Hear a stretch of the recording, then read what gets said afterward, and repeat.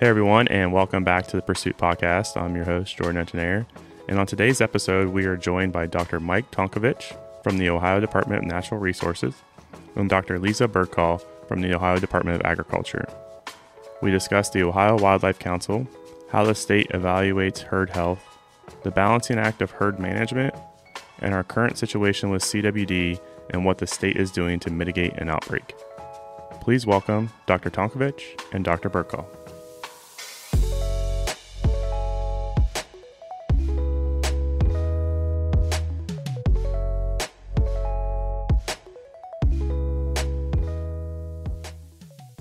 All right, everyone, like we just mentioned in the intro, we have Dr. Mike Tonkovich from the Ohio Department of Natural Resources, as well as Dr. Leeza Bercaw from the Ohio Department of Agriculture today. We're super excited to have you both here. Thank you for joining us.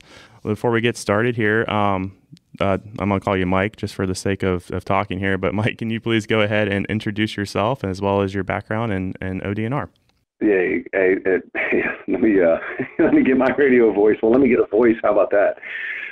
First off, before we get too far along, I want to make sure I thank you guys for having us on here today. As I mentioned before we got started, it's incredibly important that we get this word out.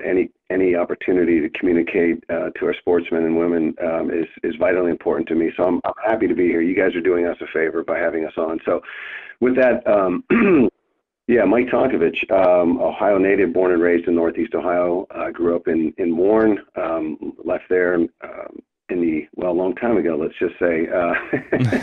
Went to Ohio State, got a BS in wildlife management, headed down 33 through Nelsonville and on into West Virginia, and then ultimately Blacksburg, where I started on a master's and ultimately finished that, and then hung around and did a PhD in fisheries and wildlife sciences. Left there in 1995 and came here to Southeast Ohio, where I've been since, working as the deer program administrator. Live here in Athens County with my wonderful wife of seems like forever. I think 35 years or something. You better like get that right. And two wonderful children. Yeah, it seems like 50, truth be told.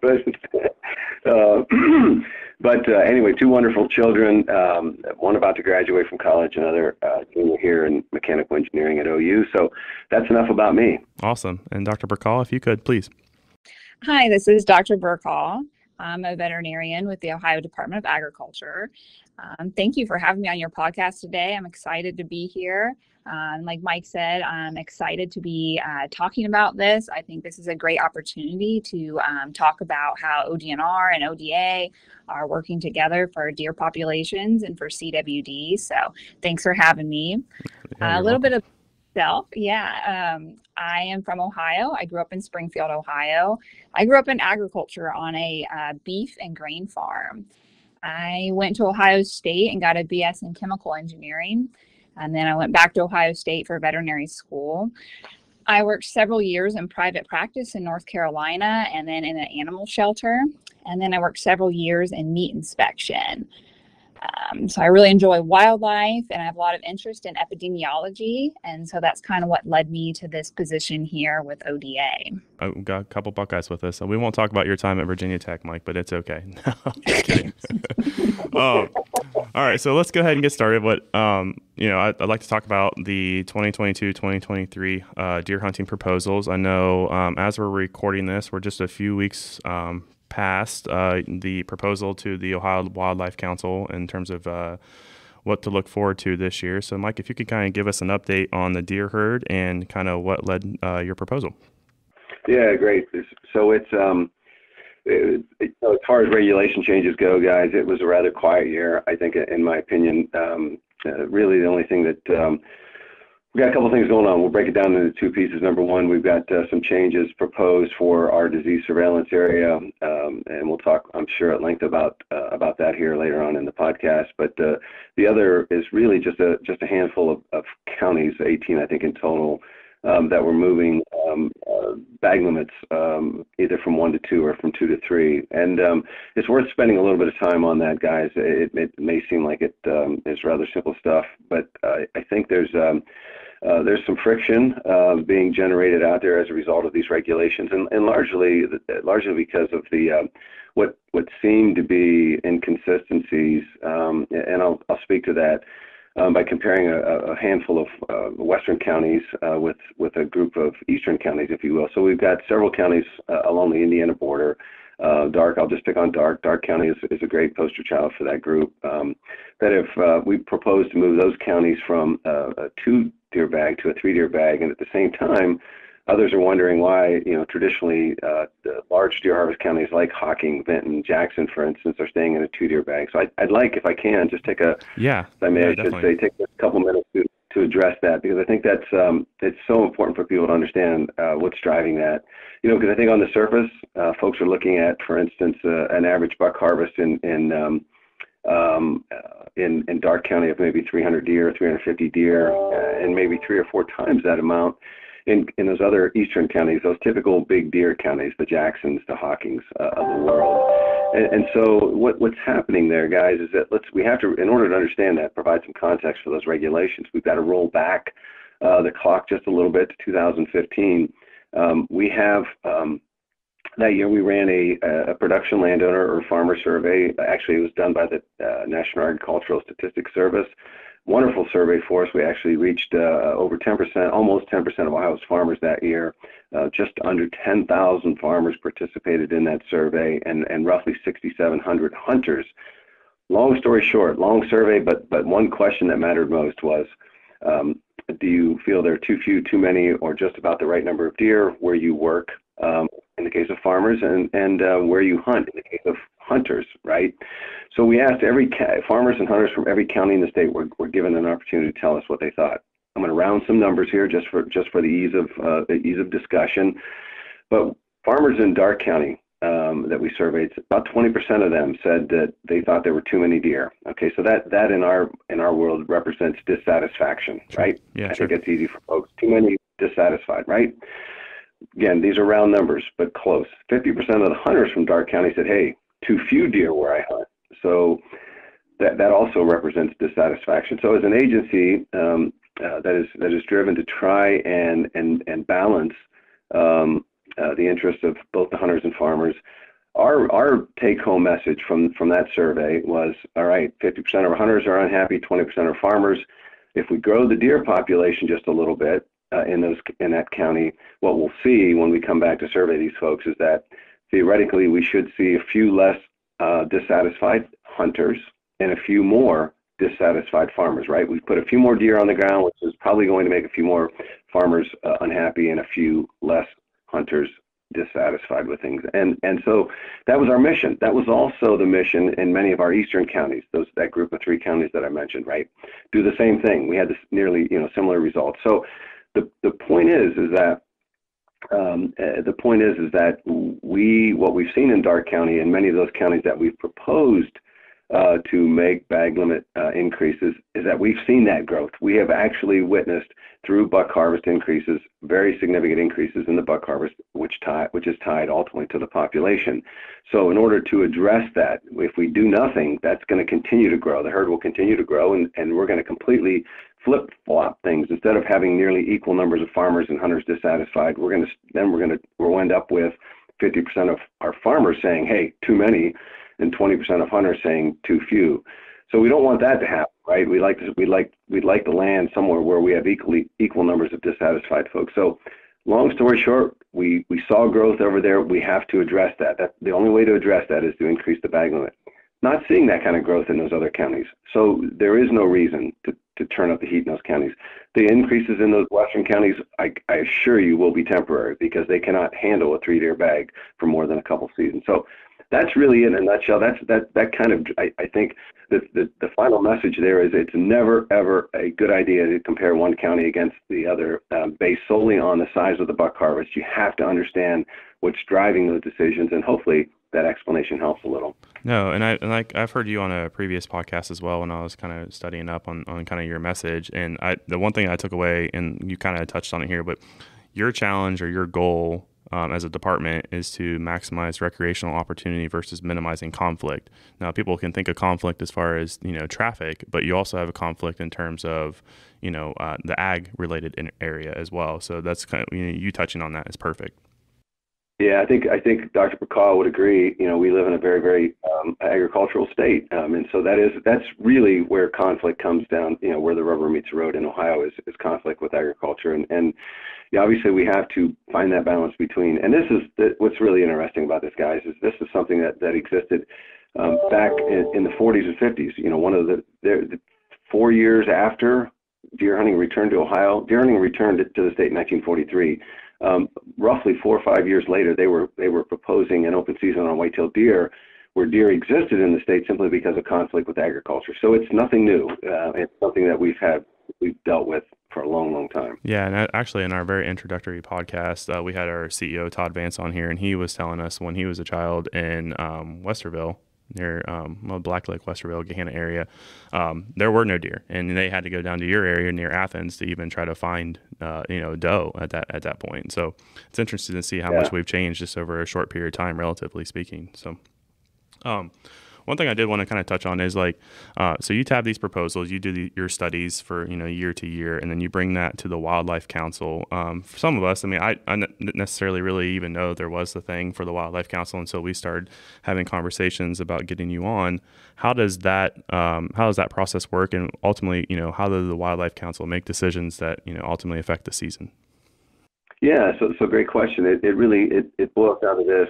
As you laid out very nicely, the biologist, along with all of our, I should back up and say, listen, the deer program is not limited to myself, my right-hand man, and an amazing deer biologist, Clint McCoy, and then we've got a million other folks that are making the wheels on the bus go around for sure. So want to make sure we recognize that. But all of those folks collecting data for us, helping us to understand whether it's age, section, condition data from processors, helping with harvest data, those kinds of things.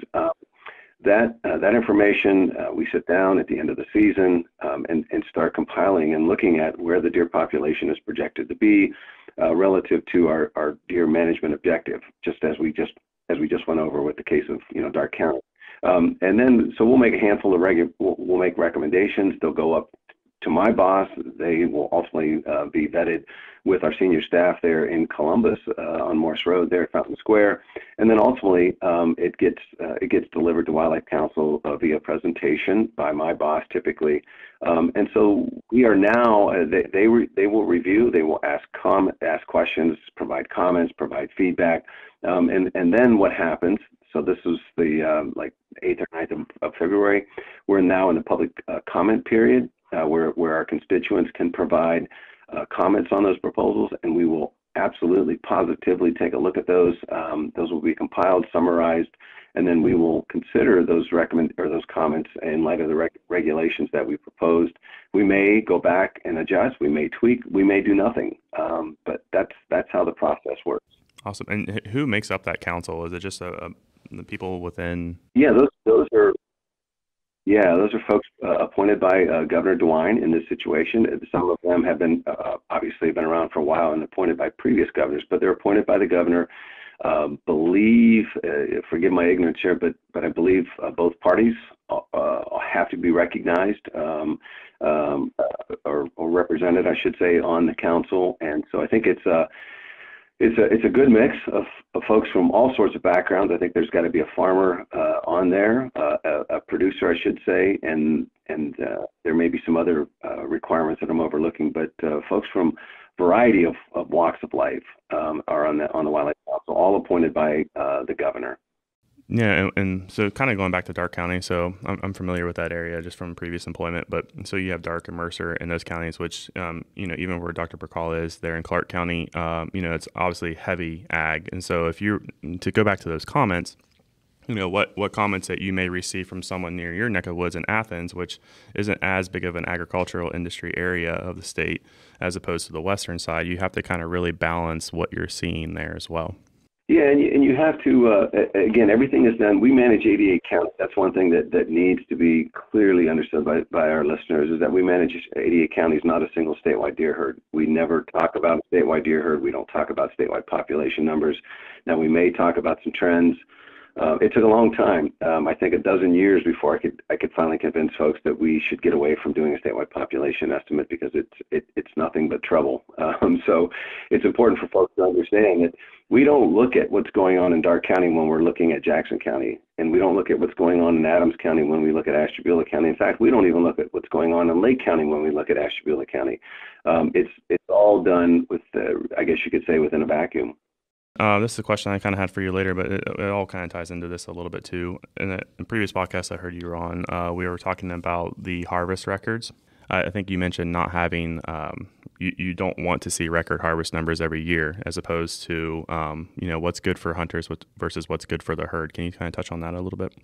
Yeah, absolutely. That's a great question, and that opens a giant, probably about a 55-gallon drum of worms. That's why I asked it. I'm just kidding. Yeah. Yeah, that's great. How many days do you have for me to finish this conversation? So no, that's a great question, and it's a difficult. It's not a difficult one to answer, but it's touchy. It's sensitive because I think it speaks to I think one of the biggest challenges that we face, and that is, we have to, again, I think I mentioned I was at a talk Saturday, and I got up on my soapbox, and one of the things that I mentioned is we really have to figure out how to integrate herd health and habitat condition in our goal setting process, because currently the only thing that's driving that is social tolerances, just as I spoke to earlier. In other words, we really haven't figured out a way to look at yearling antler beam diameters or reproductive rates or fawn pregnancy rates when we set these deer population goals or management directions. We simply rely on that difference between farmers and hunters. And so what we end up doing sometimes is driving deer habitat, driving deer, deer condition down because we want to see, our folks that we survey want to see more deer on the landscape.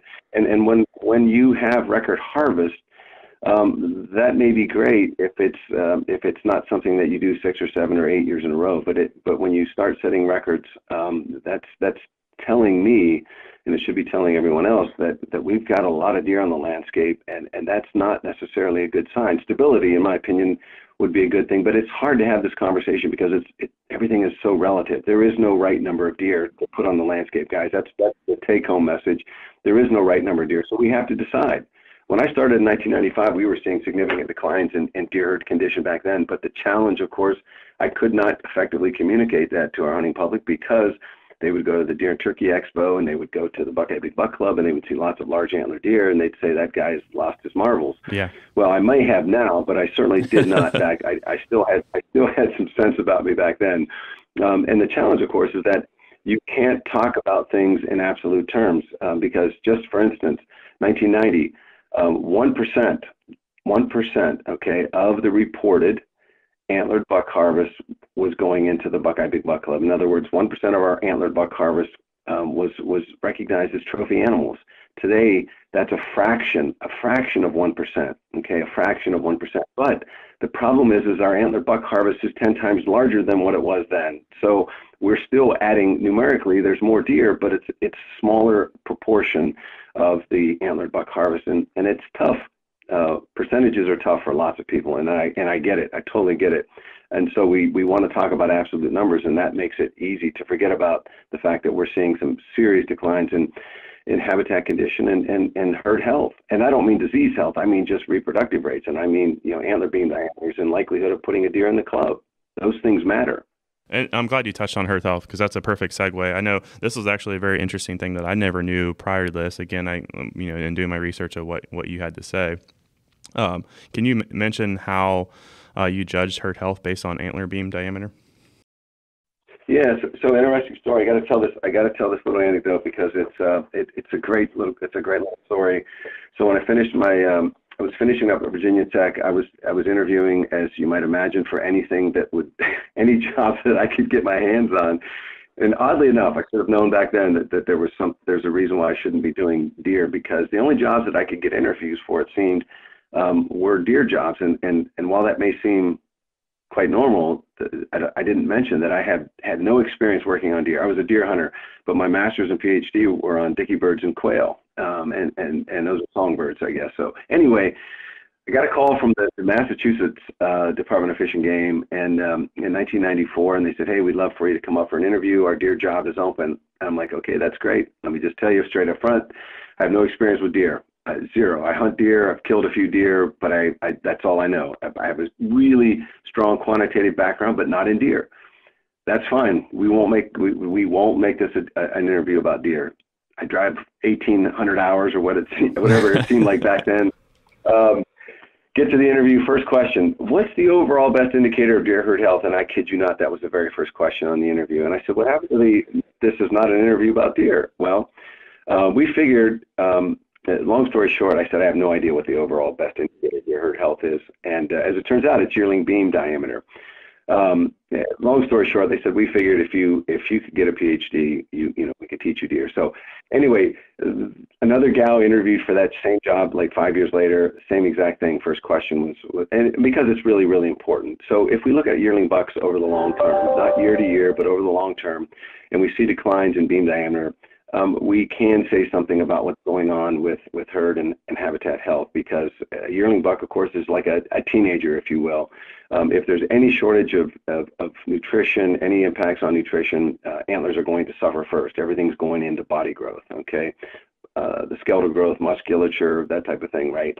So you can track antler beam diameter only on yearling bucks, because that relationship, it starts to fade as the buck begins to age. And so if you look at yearling antler beam diameter over time, you can see a significant decline, and we've been seeing that in most of eastern Ohio. The other thing, of course, that speaks to herd condition is the percent of our fawns that are breeding.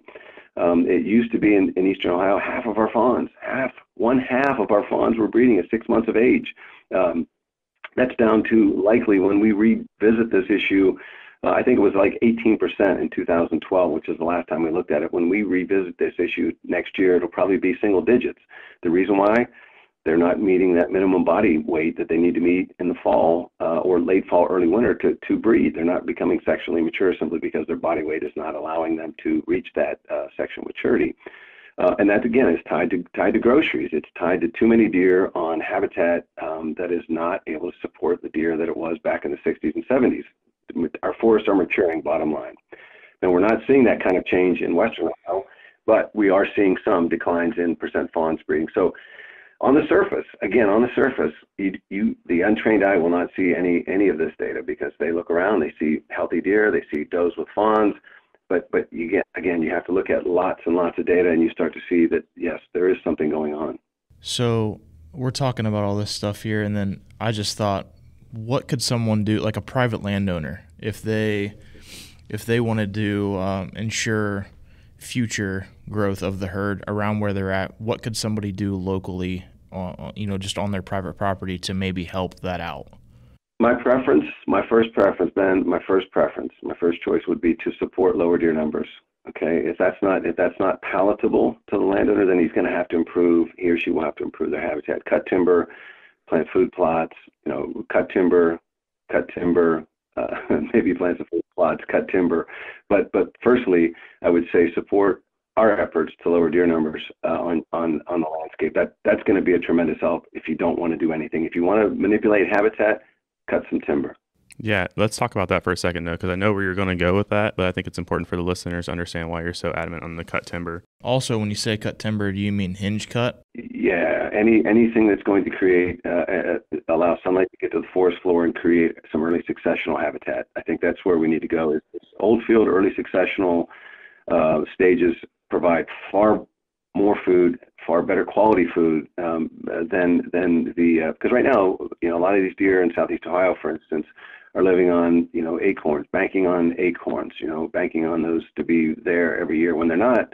Of course, they're finding some corn, good, bad, or otherwise, they're finding some corn. But early successional habitat provides the groceries that these deer need, and will return we'll start to see some returns to condition and reproductive rates and beam diameters that we were seeing in the 70s, 80s, and 90s before things really started to turn. So our forests have gotten older. We need things at the level that a deer can actually reach if we're going to see some improvements in herd health. Sure, and I'm glad you touched on that because, as a hunter, I want to clear those lanes. My natural instinct is to clear that stuff out so I have better shooting opportunities. But in reality, you need to keep that lower brow so they can actually have something to eat. So, no, that's definitely. I just wanted you to touch on that because I feel like there's other people that would have that same type of question. Well, let's. I'm going to change the subject just a little bit. I want to talk, and a lot of people probably don't realize, but in that study or that proposal, we had the surveillance areas for CWD. Talk about what I was most interested in, actually. I mean, there's a lot of things to break down with CWD, but for those of you who don't know, it's chronic wasting disease. I'll let the actual doctors talk about it. But the proposed changes to the archery season, which I thought was very interesting for those particular counties. I don't have them off the top of my head, but those three counties, the proposed changes, and kind of what your thought is on all that.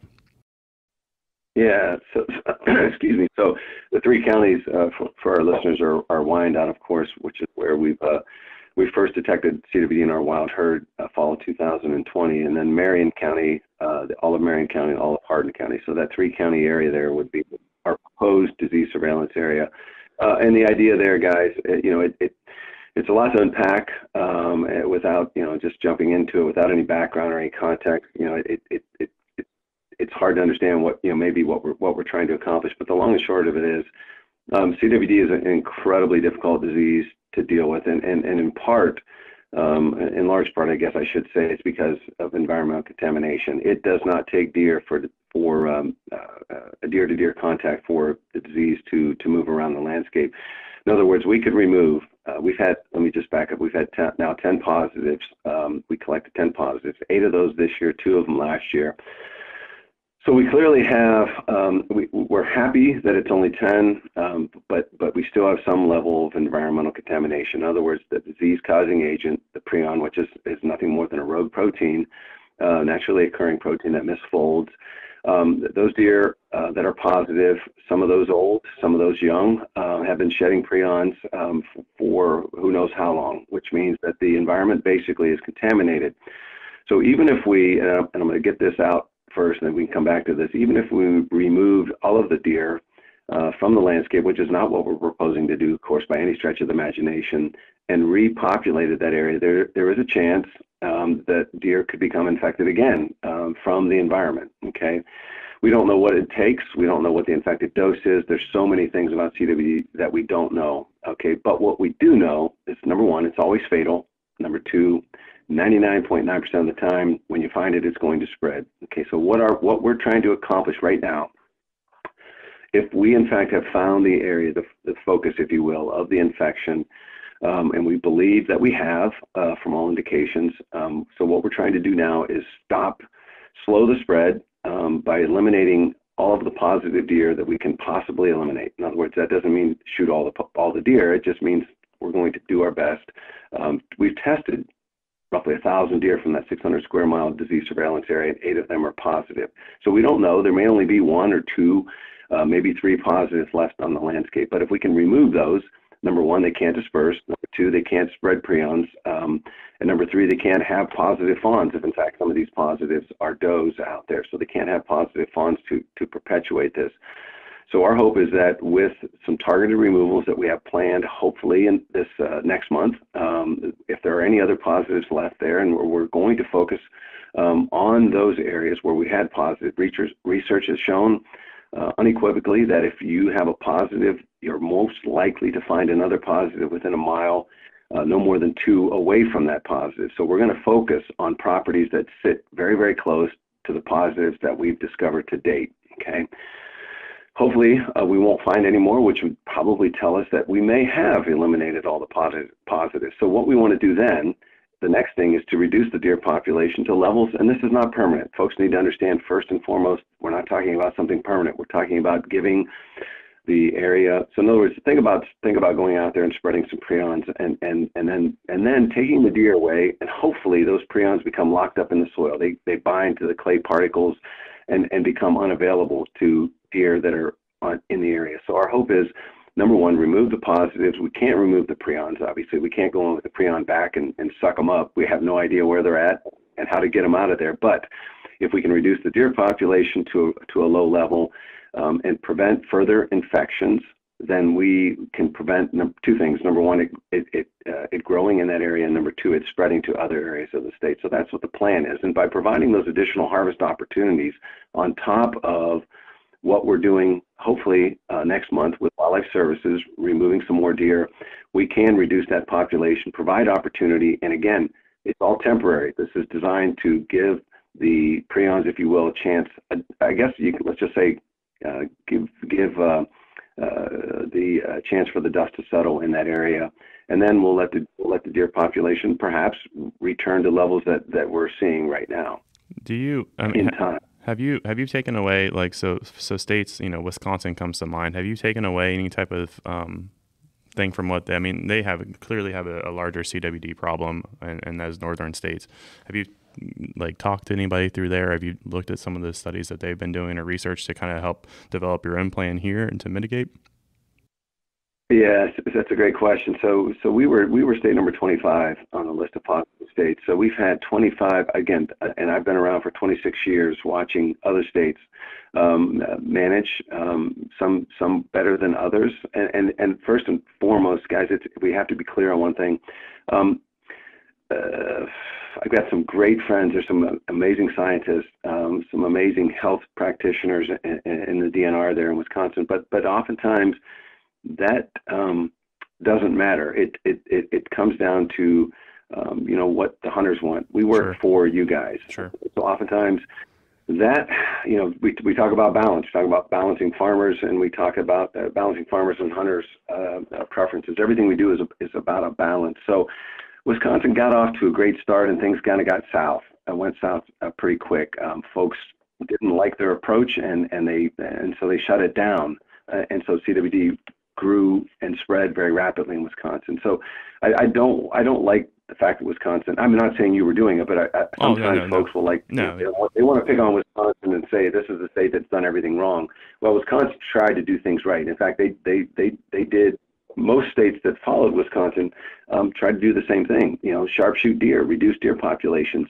But a lot of their efforts were turned away by folks in the state. And so that's a whole nother podcast in and of itself. And probably best to talk to the folks in Wisconsin. But yes, to answer your question, Jordan, we have learned a ton from other states. And what we're doing, I like to think, is a reflection of what we've learned from our neighbors to the east and to the west, upper Midwest, the Great Plains states. And it's really quite simple. I was telling a group on Saturday, prion research is rocket science, but what we're trying to do is not rocket science. What we're trying to do is stop the spread of the disease, which means we need to stop things that are moving the disease around. That could be live deer. That could be hunters moving deer out of the DSA. That could be hunters, or could be captive cervid folks buying and selling deer and moving them across the country. It could be agencies relocating elk to other parts of the country, for instance. So that's where the rubber meets the road, is just stopping the movement of prions on the landscape. Awesome. Well, yeah, thank you for touching on that. Yeah, I wasn't trying to throw them under the bus or anything, but that's definitely it's definitely one of the ones that I guess, like you said, you hear about the most. And you kind of touched on it there, and this is where we get Dr. Bercaw in the mix here. But let's talk about the captive nature of that, and kind of the contributions that could potentially lead. I know we had kind of talked a little bit before about, some of this stuff is only just a chain link fence away from impacting the estate. Yeah, and I think I'll just stop talking. There you go. So I can touch on a little bit about Ohio's captive cervid industry. So I think a lot of people out there kind of don't realize what we have here in Ohio. It's actually a very strong industry. It's a multi-million-dollar business. Ohio farmers raise deer for a lot of different reasons. Could be breeding, slaughter, could have a pet, animal watching, specialty products, private hunting. So there's a lot of reasons we have captive deer. There's actually over 300 licensed deer herds in our state. So this is including hunting preserves or monitored herds. Those are those that have just a hobby or a pet. They're not really looking to move their deer. And then herds in our herd certification program. And I can talk about that here in a moment. But so it's a large industry. There's approximately 5,000 captive white-tailed deer in our state. They're in about 70 some counties, and I would say they kind of there's more in Wayne and Holmes counties, also Geauga County, but they're really spread all over the state. So the Ohio Department of Agriculture, Division of Animal Health, they promote and protect Ohio's livestock. So underneath that, ODA regulates captive white-tailed deer. So in the state of Ohio, it is required to be registered or licensed with ODA and ODNR to have captive white-tailed deer. And then with that, we also have a herd certification program. And this program's a cooperative effort with USDA APHIS. And so this is a voluntary program. So you can have white-tailed deer, you could have reindeer, you could have elk in this program. And this program's goal is to control the incidence of CWD and also prevent the interstate spread of CWD. This is to keep both healthy captive and wild deer populations. So this kind of goes with, we were talking about interstate spread of CWD. So to move deer or white-tailed deer interstate, so in and out of Ohio, you have to be in this program, and you'd have to have certified status. You'd have to have been in the program and meet the requirements for at least 5 years. And some of the requirements of this program are fencing. So you need to have fencing that's 8 feet in height, and you need to have weekly fencing inspections. You need to have identification, so 2 forms of identification. You need to keep accurate inventories and records. You need to have annual inspections by accredited veterinarian. And then a really important part is testing is required for all deaths over the age of 12 months. So this is a really important piece of this program because this provides us some of our surveillance testing. And so that helps both with our captive and wild population. So this is just one of the ways that ODA and ODNR and USDA all work together for CWD to help prevent the interstate spread of it. Sure. So it's a really good program. And I'm sorry. No, you're fine. I was just going to say, I think it's important to note too, because that when you kind of touched on it a little bit, when people think of captive deer, they're thinking typically high fence operations in terms of, outfitted services, right? Where we go and we shoot these monster deer, look at Texas as an example. But in reality, you have, there's several, butcher shops that I've, you can't sell wild game meat, obviously. And so if you're going to go get that at a butcher shop or at some meat shop, that's where they're procuring these animals from, or from these high fence, captive raised areas, whether that's elk, deer, whatever have you. So I think that was an important part that you touched on to kind of describe how I guess widespread and how much of an industry it actually truly is. Yeah, it really is. And, it really varies too. We have people who just have, one doe as a pet. It's just a hobby for them, but they have the same requirements with fencing and testing to some of the larger breeder operations. So there's a large variety here in Ohio. And I guess, I'm going to segue too much off of this, but and kind of the contribution to this disease, I know there's been a lot of argument, and Mike, you might be able to bring in a little bit on this too, but a little bit of argument, this might be a can of worms here too, but like the baiting and the deer within the same vicinity of each other and eating, and you might both be able to explain this. Is there any type of true contribution, if you will, to the disease from something to that effect? Leeza, do you want to go first? Yeah, I can talk in terms of close proximity feeding. I've seen other, in other states, and other people have arguments or council meetings when they're talking about the baiting and the restrictions that some states have on that, and just kind of the close quarters, if you will, feeding. Yeah, so I think baiting can unnaturally or artificially congregate deer. And we know with CWD that prions can be shed in saliva, urine, feces, and there's a lot of research going into how many prions are in the saliva, urine, or feces, but over time it can definitely build up. in the environment. And the thing about prions is that they can last a very long time in the environment, months to years. And so it's not like bacteria or some viruses. That's what makes this disease difficult. So artificially bringing deer together, you can infect the environment. And so that's definitely a concern. With captive white-tailed deer, there's definitely fence in between, but deer can interact across the fence. I know there are some states that have looked into this to see what type of interactions there are, but all important topics, lots of discussion. I think that's another can of worms as well. Yeah. So that would be my comments on it. I think there's a lot of research going on in this area, just something to stay tuned to. Well, I guess that was one thing. I guess what I was trying to get that across is the relationship between like the feeding schedule or the feeding within these captive facilities versus, feeding outside, like any type of comparison that we could draw from, whether the research or anything would show that. Is kind of where I was getting with that one. Yeah, so I can jump in there just a little bit too, just to echo Dr. Bercaw's comments on baiting and feeding artificially concentrating deer. Absolutely, positively going on. And guys, I was going to apologize, but I'm not really going to apologize for dragging COVID-19 and this pandemic into this. But there's so many daggone parallels with baiting and feeding and disease transmission that we can draw from COVID-19. Just think salad bar, your favorite restaurant. It's essentially that's exactly what's going on. And when you've got a positive deer, whether we're talking about bovine tuberculosis or CWD or brucellosis or anything. Now, I'm not saying there's brucellosis in our deer for sure, but in the TB region of Michigan, that's certainly applicable. But let's just talk about how it artificially concentrates deer. And now, granted, food plots, we say we'd rather see you do a food plot, and of course deer are being drawn to that as well. But the difference is, of course, is that number one, there's likely to be less, if they're large enough, there's likely to be less nose-to-nose contact. It may be, the prions, if there is a positive animal, they're likely to be dispersed in that food plot as opposed to, this corn pile, this, 3 yard by 3 yard corn pile that you put down on the ground.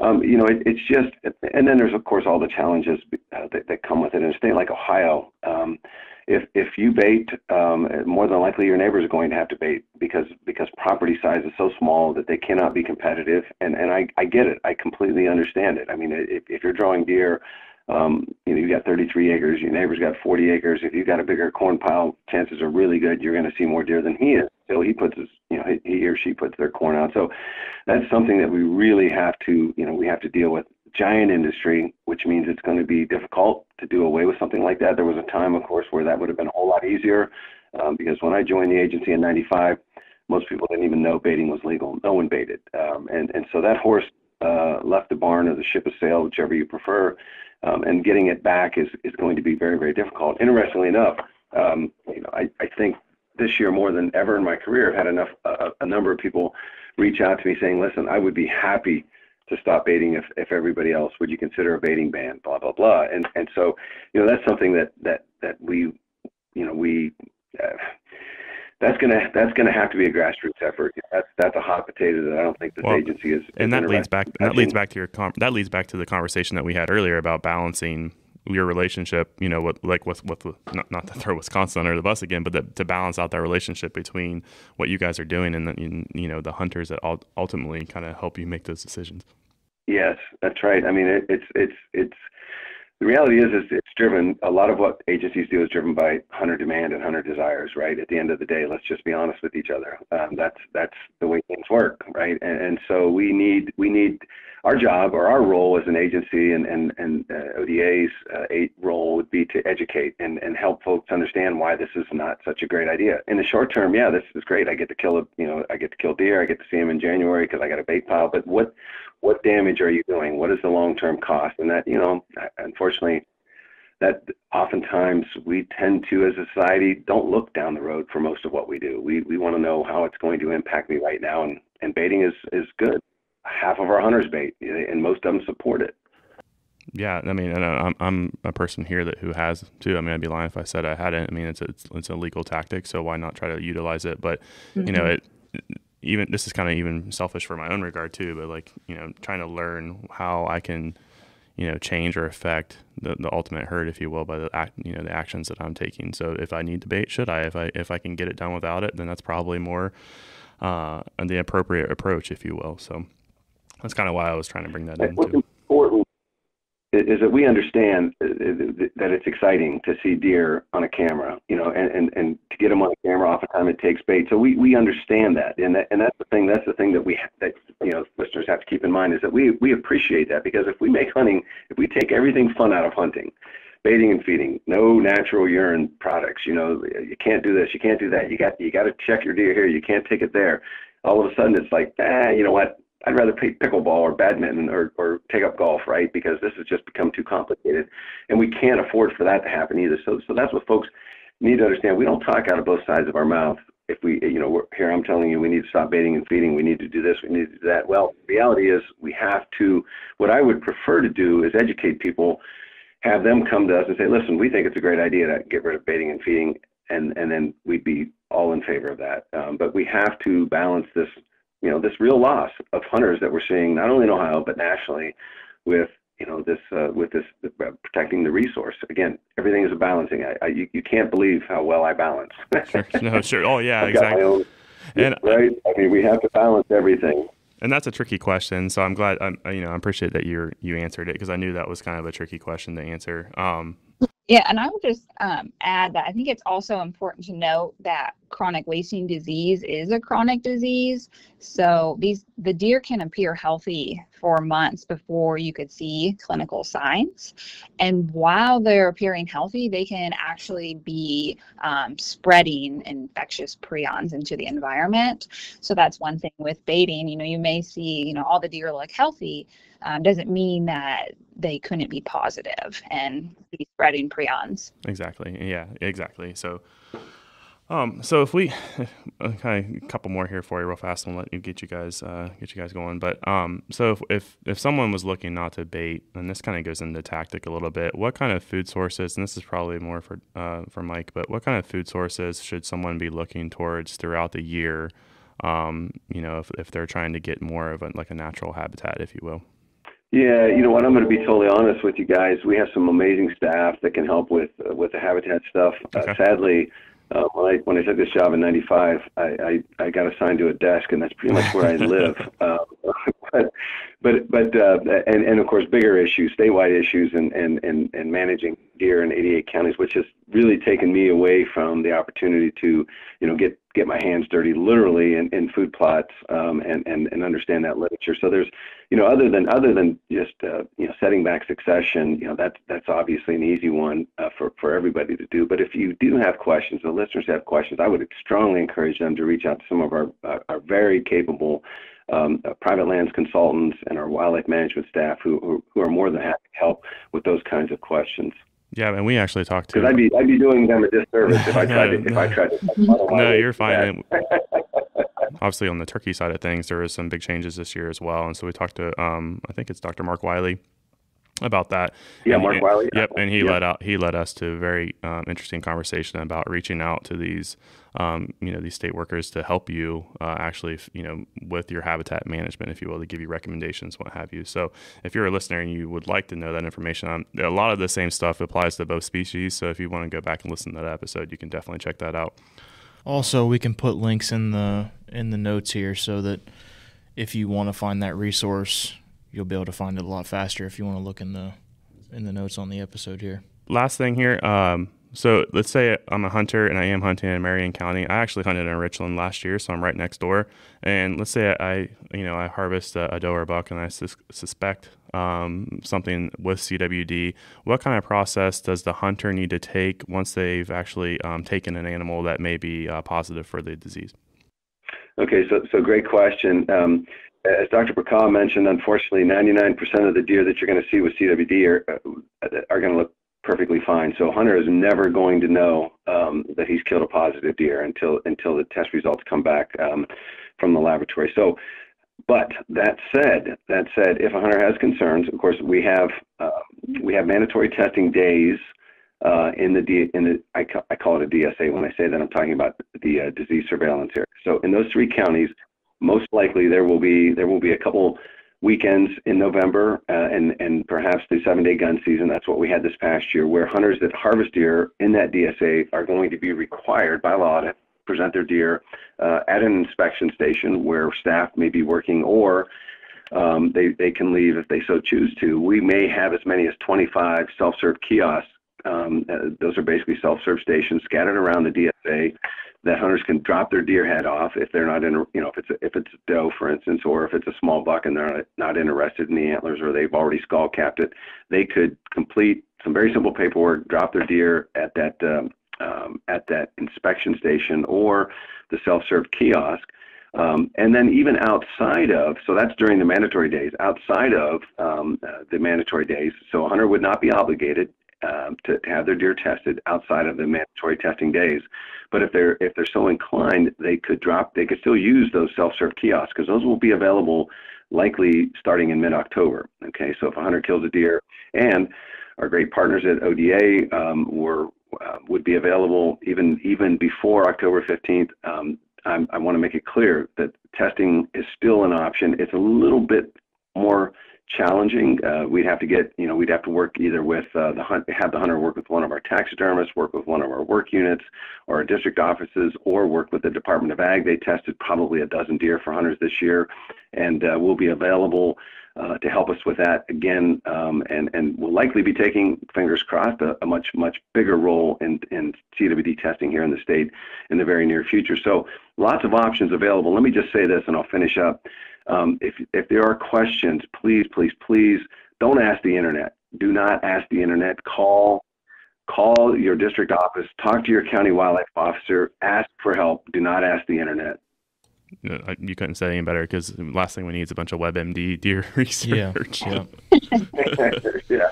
Everything would be, you're all dead. Well, I really appreciate you both coming on. I know Ben and I both learned a lot. I mean, I'm speaking for him, but I definitely learned a lot today, and obviously built a good relationship with you guys. And I really appreciate you both, again, coming on and kind of talking about this. So. Yeah, thank you both very much. That's it. Yes, Well, that's it. We'll let you get going. I wish you both good luck the rest of the year as you continue your research. And again, thank you for coming on. Yes. Thank you very much. Glad to be here. Awesome. Take care, guys. Thank you. All right, everyone, that's all we have today. We hope you enjoyed that conversation with Dr. Tonkovich and Dr. Bercaw. We do plan on having them come back on the show to discuss CWD in more detail, and we want to give you guys a chance to ask questions. So if you have a question you'd like to ask specifically about CWD, send an email to pursuitpodcast@vanceoutdoors.com. Again, that's pursuit, PURSUIT, podcast@vanceoutdoors.com. As always, we appreciate you listening. Please give us a rating and help us grow this show. And until next time, enjoy the pursuit.